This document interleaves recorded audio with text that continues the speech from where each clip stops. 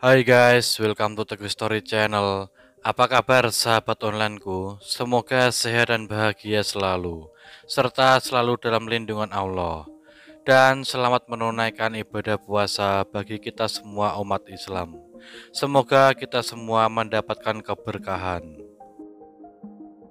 Di video ini aku akan menceritakan kisah seorang ibu di Florida yang menghilang dan kemudian ditemukan tewas setelah bertemu dengan mantan pacarnya untuk pertukaran hak asuh anak. Tonton videonya sampai habis ya sahabat onlineku.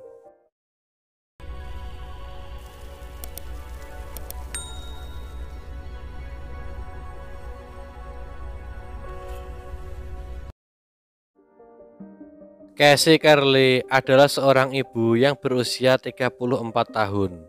Dia memiliki seorang anak perempuan bernama Sailor berusia 4 tahun.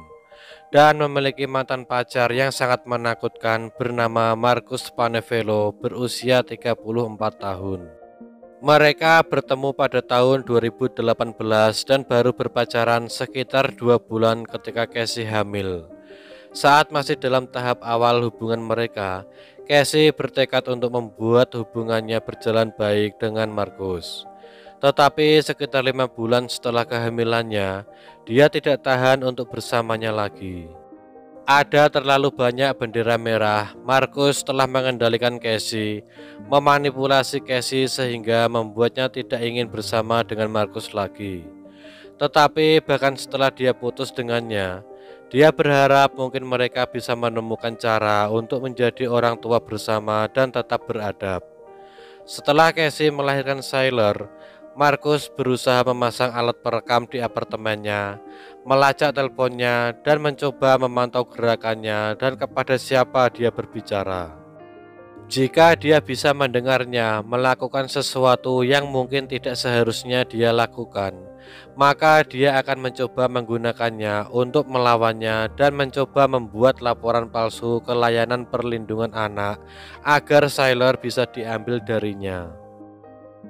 Casey dan Marcus selama bertahun-tahun terkunci dalam perselisihan hak asuh yang pahit atas putri mereka.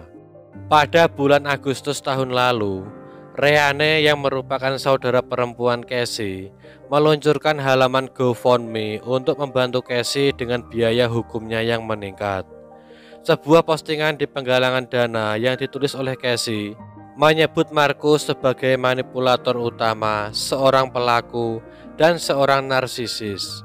Selama kehamilannya, kontrol dan manipulasi kasar Marcus meningkat.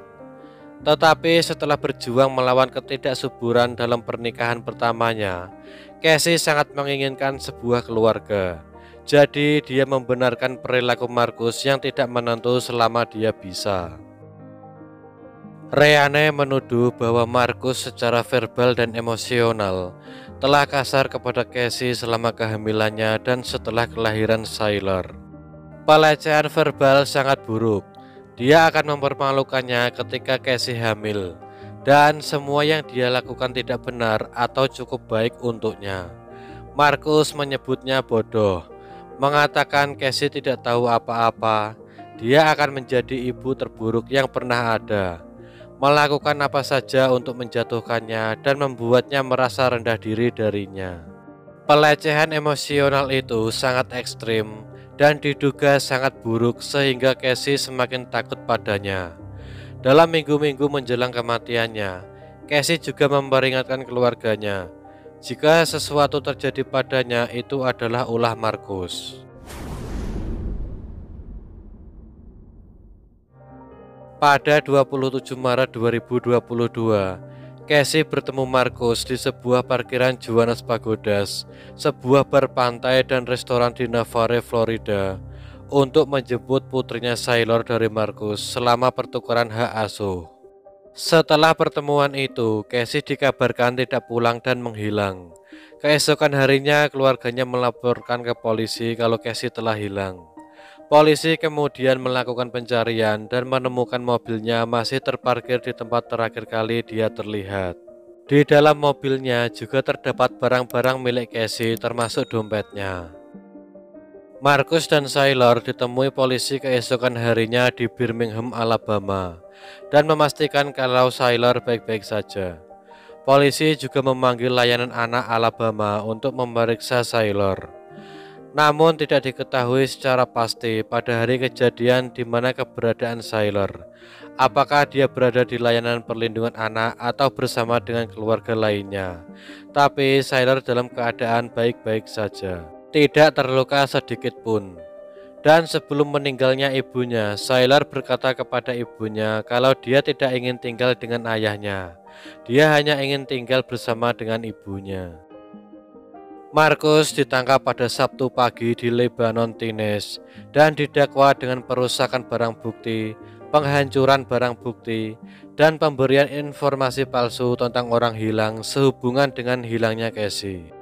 Beberapa jam setelah melakukan penyelidikan, polisi menemukan mayat Casey di sebuah bangunan milik Marcus di kuburan yang dangkal di Springfield, sekitar 300 mil utara tempat dia terakhir terlihat di pantai Navarre.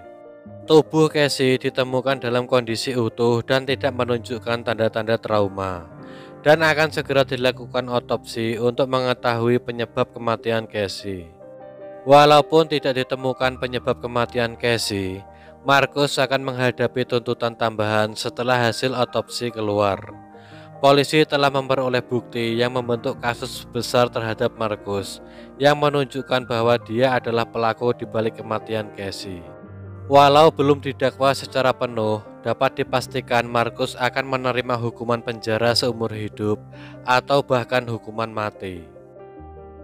Keluarga Casey termasuk saudara perempuannya Rihanna sangat bersedih atas kepergian Casey. Rihanna berharap Marcus mendapatkan hukuman yang setimpal, setidaknya minimal 37 tahun penjara. Dia berharap Marcus duduk di penjara dan melihat wajah saudara perempuannya itu setiap kali dia akan tidur. Rihanna juga akan selalu mengenang saudara perempuannya sebagai saudara perempuan yang penyayang, baik dan menyenangkan, yang memiliki tawa dan senyum yang menawan. Sekian dari kisah ini. Bagaimana menurut teman-teman tentang kasus ini? Bisa komen di bawah. Dan semoga kita bisa mengambil hikmah dari kasus yang aku bawakan hari ini. Bagi yang belum subscribe, bisa tekan tombol subscribe, like, komen, dan share, serta nyalakan lonceng notifikasinya agar teman-teman tidak ketinggalan video dari aku selanjutnya. Tetap jaga kesehatan, berhati-hati dalam setiap aktivitas. Dan juga yang mau request tentang kasus-kasus yang ingin aku bawakan, bisa DM di Instagram Teguh Story Channel, atau bisa juga komen di bawah.